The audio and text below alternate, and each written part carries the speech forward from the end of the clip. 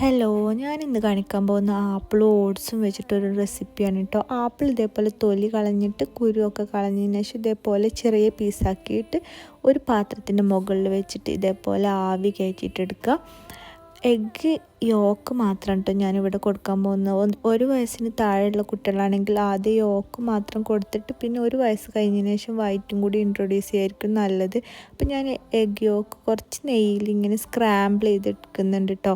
ഇതേ പാത്രത്തിൽ തന്നെ കുറച്ച് ഓട്സും നെയ്യിലും ഒന്ന് സോട്ട് ചെയ്തതിന് ശേഷം അതിലേക്ക് വെള്ളം ഒഴിച്ചിട്ട് ഇതേപോലെ നന്നായിട്ട് വേവിച്ചെടുക്കുക. ഓട്സിന് പകരം നമുക്ക് പൊടിയരി അതേപോലെ ഏതെങ്കിലും സോഫ്റ്റ് കുക്ക്ഡ് റൈസൊക്കെ നമുക്ക് ഉപയോഗിക്കാവുന്നതാണ് കേട്ടോ. അതിനുശേഷം നന്നായി വേവിച്ച ഓട്സും അതേപോലെ തന്നെ നേരത്തെ വേവിച്ച ആപ്പിൾ ഞാനൊന്ന് മാഷ് ചെയ്തിട്ട് എടുക്കുന്നുണ്ട്. അതേപോലെ സ്ക്രാമ്പിൾ ചെയ്ത എഗ്ഗും കൂടെ നന്നായിട്ട് മിക്സ് ചെയ്യുക. ആവശ്യമെങ്കിൽ നമുക്ക് ഗ്രൈൻഡ് ചെയ്യുക, എന്നിട്ട് നമുക്ക് കുഞ്ഞുങ്ങൾക്ക് കൊടുക്കാവുന്നതാണ് കേട്ടോ.